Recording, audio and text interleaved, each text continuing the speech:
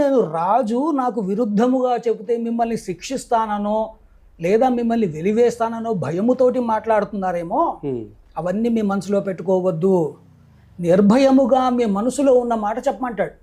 ఏ Rajanna option ఇస్తాడా? ఎవరు? వాళ్ళు తిరిగి అంటారు, రాజా నీ భయము కోసము కాదు మేము మాట్లాడేది, మేము చెప్తున్నది వాస్తవము. చూడంగానే ఆనందము, పలకరిస్తాడు, ప్రతి చిన్న విషయానికి స్పందిస్తాడు.